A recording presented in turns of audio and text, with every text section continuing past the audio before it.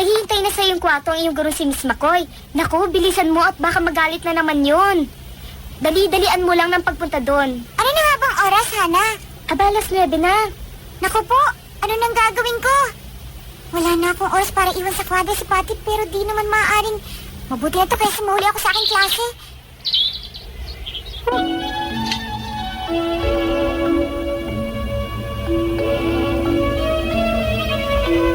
Alam mo, nag-alala si Martha sa hindi mo pagkain ng marami. Pero malakas ka rin naman palang kumain. Wala siyang dapat ipag-alala. Maaga po akong bumangon kanina kaya nagkaroon po ako ng bagong kaibigan, Binibining McCoy. Siya nga? Sino namang bago mo kaibigan? Si Robin po. Isang ibon? Alam niyo po, palagay ko hindi rin makabuluhan si Mang Ben. Sino namang Ben? Yung pong hardinero dito sa mansyon. Kanina po may nakita kong hardin sa kabila ng pader. Tapos sabi niya wala raw pong daan papasok. Sabi rin niya wala raw maaaring pumasok doon. Hindi po ako naniniwalang may hardin na walang pintuan, hindi po ba? Kung ako ang tatanungin mo, wala pa rin ako naririnig na ganon. Kaya pinilit ko talaga yung pasukin. Isa pa po, meron po akong narinig kagabi sa itaas ng mansyon na parang umiiyak na boses. Natatakot na po ako.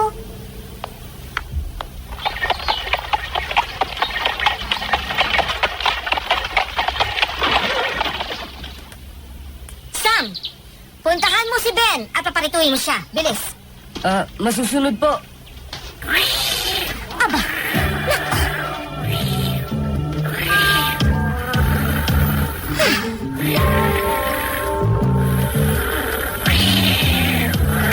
Aba, naku! Tiyak ako ang mananagot ito ngayon.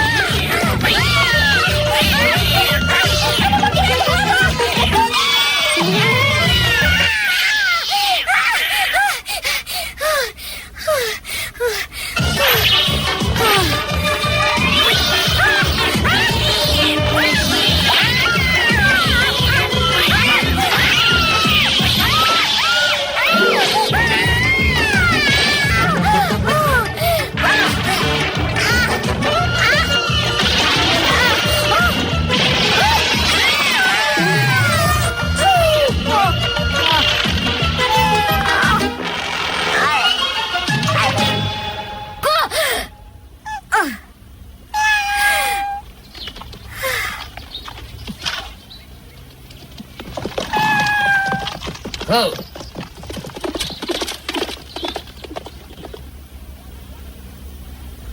Kahiya-hiya ang sumira ka sa binitiwa mong pangako, Mary. Hindi kita mapapatawad.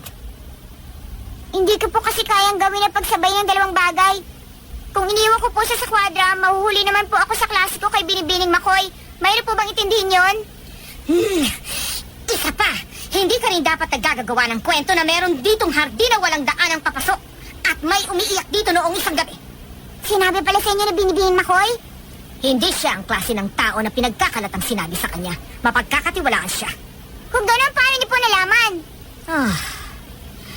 Dapat kong malaman ang lahat na nangyayari dito. Isa pa, sa tingin ko hindi ka malamang nagsisisi sa iyong mga kasalanan. Masamang espiritu ang pusa mo. Puro gulo ang dinadala dito. Ipinag-utos ko na kay Sam na itapon siya doon sa may latian. Doon sa malayong lugar para hindi na makabalik ang alaga mong pusa. Ginawa niyo po yun? Bakit niyo po ginawa yun? Wala naman po ginagawang masama si Patty. Tama ka. Ikaw nga palang may kagagawa ng lahat. Hindi mo sinunod ang utos ko. Pinatuloy mo dito ang iyong pusa. Sinabi ko na sa iyong hindi Pumaniga si Patty sa lamig. Saan po siya dinala ni Sam? Lahat ng ginawa ko'y para sa iyong kabutihan, Mary. Kung sasabihin ko ito kay Mr. Craven, hindi ka na maaaring tumitin dito. Nakuha mo bang ibig ko sabihin? Alam kong matalino kang bata kaya maintindihan mo. Alam niyo po, dahil po ako isang pabigat, pasakit lang sa inyong lahat, isang sinto-sinto. Pabigat, pasakit, sinto-sinto.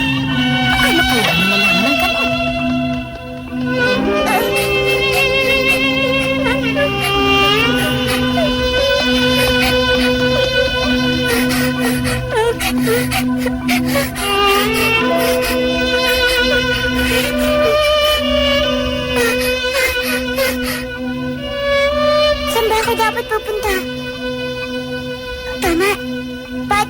Nasaan ka na?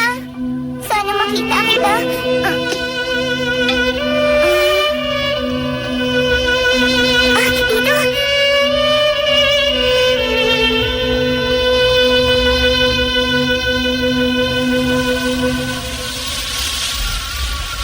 Pati! Pati! Pati, nasan ka na? Sumagot ka! Pati, nasan ka na? Pati, nasan... Senyorita! Senyorita Mary!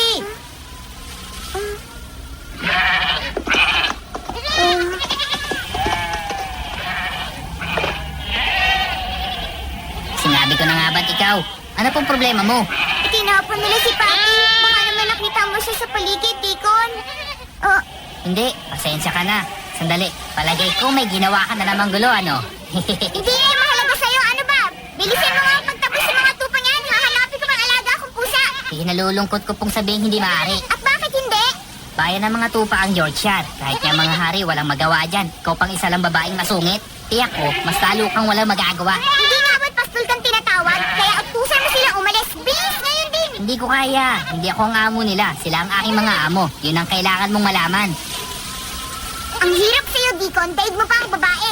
Napakadaldal mo. Ang dami mong salita. Alis! Alis! Alis kayo! Huwag! Huwag kayo lumapit! Lumayo kayo sa akin! Tulungan mo ako! Deacon! Hindi sila susunod sa'yo kapag ginaan mo sila sa marasa paraan, senyorita. Ano ba bang dapat mong gawin? Tulungan mo na lang ako dito. Ano ba? Makipagkaibigan ka muna sa kanila at saka ka makiusap. Nako, masamang pangitain. Dumidilim na ang kalangitan. Malapit ng pumatak ang malamig na ulan. Mabuti pa umuwi ka na. Hindi! Titiisin ko nang mabasa ako ng ulan at mamatay sa lamig. Kesa naman hayaan ko mawala si Patty. Ganun ko siya kamahal. Huwag ka magbiro. Talaga matutuluyan ka kapag naligaw ka dito. Sige na, ako na lang ang maghahanap sa kanya. Huh?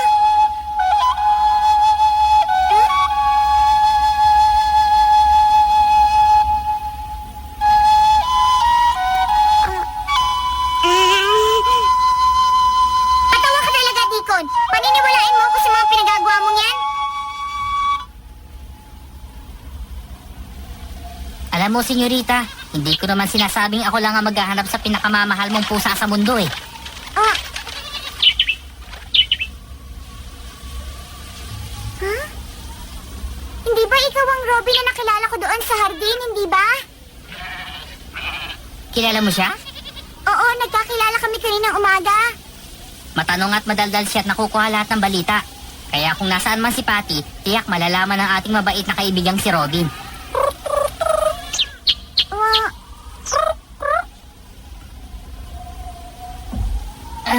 Naku, senyorita, paano yan?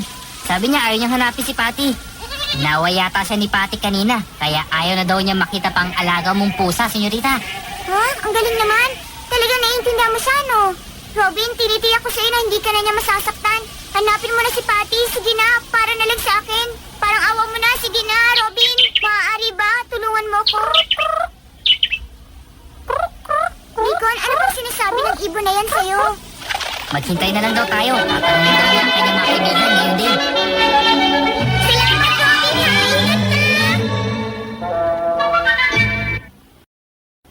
Sabi ko na sa'yo.